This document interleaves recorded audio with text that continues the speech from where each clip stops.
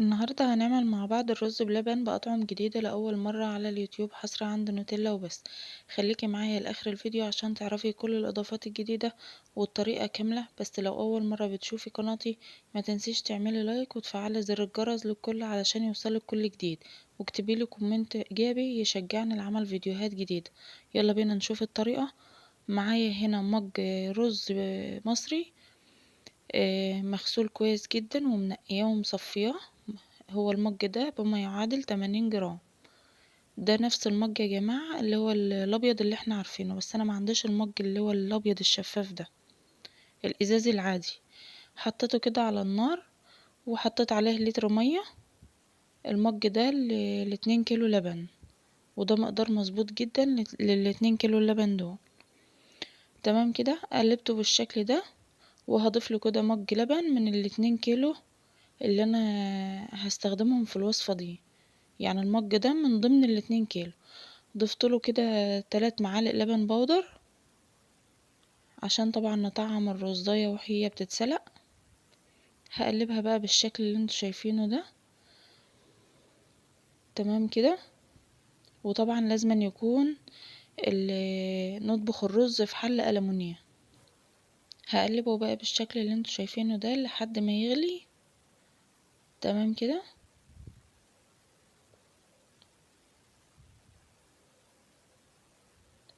وبعد كده هطفي عليه واسيبه لحد ما الرزاية تشرب كل السوائل اللي حواليها دي. سيبته طبعا حوالي نص ساعة كده او 3/4 ساعة. شايفين بقى الرزاية استوت ازاي؟ طبعا ده توفير للغاز وتوفير للوقت بدل ما نفضل واقفين نقلب فيه لحد ما يستوي. كانت استوت معايا وشربت كل السوائل. هبدأ بقى اضيف باقي اللبن اللي معايا ده. طبعا 2 لتر كنت غليهم من قبل كده. ممكن تغليه وممكن ما انتش عاوزة تغليه، خلاص مش هيفرق معانا في الوصفة دي، بس انا بصراحة انا غليته. كان لما غلى بقى معايا بالشكل ده قمت مهدية النار. وبعد كده يلا هنشوف هنعمل ايه. معايا هنا بقى التركات الجديدة او الاضافات الجديدة، كريم كراميل، وده ايس كريم بنكهة الفانيليا. ممكن تستخدمي بقى بدل الايس كريم ده تستخدمي كريمة خفق. طبعا كريمة الخفق سعرها غالي فانا جبتلكوا البديل ليه. هنا ضفت معلقتين كريم شانتيه. تمام كده. كريم شانتيه طبعا خام. وهنا بقى حطيت الباكو بتاع الايس كريم كله، جه حوالي 3 معالق ونص. وكريم كراميل هضيفه بس في الاخر. وطبعا مش هضيف السكر في الاول خالص يا جماعة وهقولكوا ليه. تمام كده. هقلبه بقى كويس جدا. هفضل اضرب فيه بالمضرب كويس اوي لحد ما يختلط كله معايا. وهبدأ اضيفه بقى ايه للرز بلبن كده. طبعا الوصفة دي انا مش هستخدم فيها نشا خالص لان انا ما بحبش بصراحة النشا في الرز بلبن. انا بسيبه لحد ما يستوي خالص وينشر او يخرج يعني النشا اللي فيه ويربط منه لنفسه كده. حابة تضيفيله نشا ممكن تضيفيله معلقتين نشا. سيبته بقى لحد ما استوى على نار هادية خالص بالشكل اللي انتوا شايفينه ده. وهبدأ اضيفله الفانيليا، رشة فانيليا كده، وهقلبها. وفي الوقت ده بقى هبدأ اضيفله برضو السكر حسب الرغبة. لو في يعني حباه كتير زودي، حباه اقل يعني حطي ودوقه كده. انا بقيت احط وادوق يعني لحد ما وصلت للطعم اللي انا عاوزاه. تمام كده. اول مره حطيت من المج ده مليان وبعد كده حطيت نصه. طبعا قلبته كويس جدا لحد ما داب معايا. وبدأت ايه ادوقه، لقيته محتاج كمان شويه.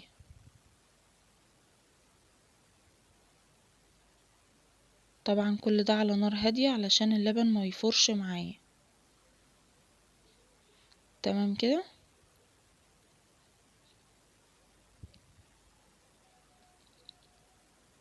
قلبته بقى بالشكل ده. طبعا يا جماعه انا لو انت ضفت السكر في البداية خالص، السكر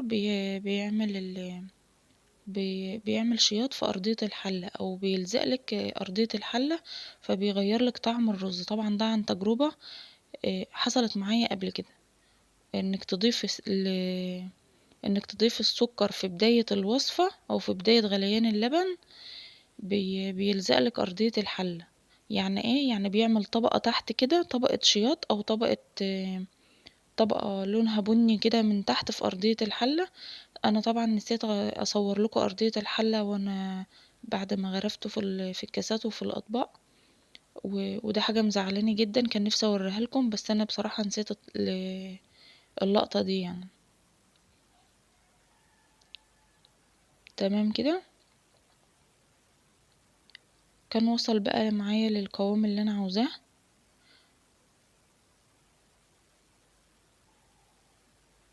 هنا قسمته نصين كده او خدت جزء منه وحطيت في حلة تانية وحطيت عليه معلقتين كريم كراميل وحطيته كده، خد غلوة برضو على النار. طبعا انا مغلتوش برضو كتير، هي حوالي دقيقة كده علشان طبعا ما يعني ايه برضو ما يتلزقش معايا في الحلة.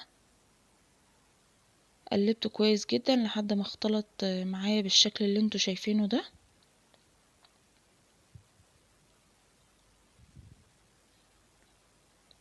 تمام كده. مجرد ما يبدأ يغلي معايا هقوم بقى طافية عليه.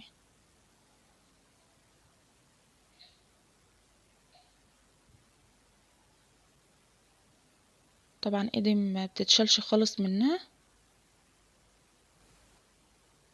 اقلبها باستمرار بالشكل ده، ومجرد ما غلت قمت طافية عليها بقى وهنغرفها في الكاسات وفي الأطباق هتشوفوها معايا.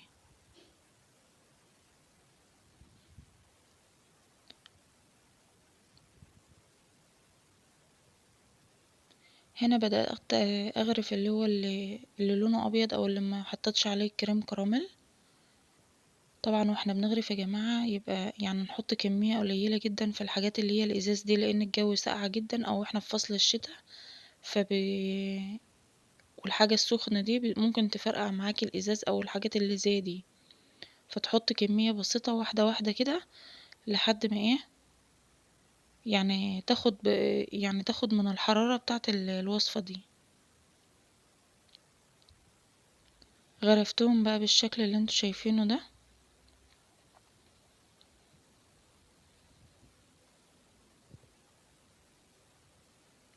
تمام كده. وهنا حطيت اللي هو بالكريم كراميل، غرفته بقى في الكاسات الازاز دي. برضو بغرف واحدة واحدة كده. وعملت طبعا من اللي هو الرز الابيض اللي ما اضفتلوش كريم كراميل، حطيت منه في الطواجن اللي هي الفخار، هتشوفوها برضو معايا. حطيت 3 طواجن كده اهي بالشكل ده،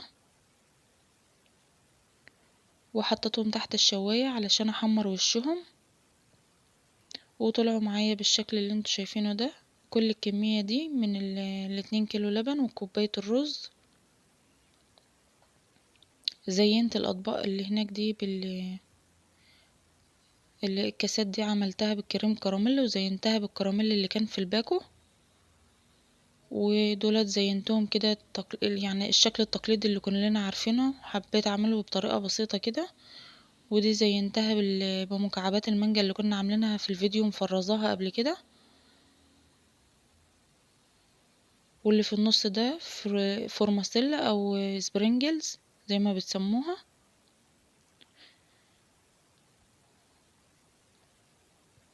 وجينا بقى للقطة الحاسمة، هنشوف بقى انهون الاحلى. طبعا القوام يعني مش عاوزة اقولكوا كريمي جدا، مع ان كان لسه يعني كان دافي كده، ما كنتش لسه حطيته في التلاجة. طعمه جميل قوي قوي وطعمه مميز من الاضافات اللي احنا اضفناها ليها.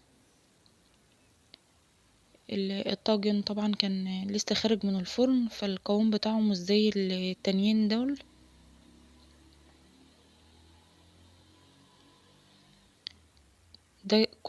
كل طبق كان طعمه مميز عن التاني. اللي بالكريم كراميل ده كان طعمه تحفة، طبعا كل محب كريم كراميل هيحبوا الإضافة دي أو الوصفة دي. كان طعمه جميل أوي أوي، كان قريب للكريم كراميل، وخصوصا لما اتحط بقى في التلاجة وسقع شوية. وختامها مسك بقى اللي بالمانجا ده طبعا يعني كان تحفة قوي. يا رب تكون الوصفة عجبتكم، ويا رب اكون قدرت افيدكم ولو بمعلومة صغيرة. ما تنسوش تعملوا لي لايك وشير وسبسكرايب، والسلام عليكم ورحمة الله وبركاته.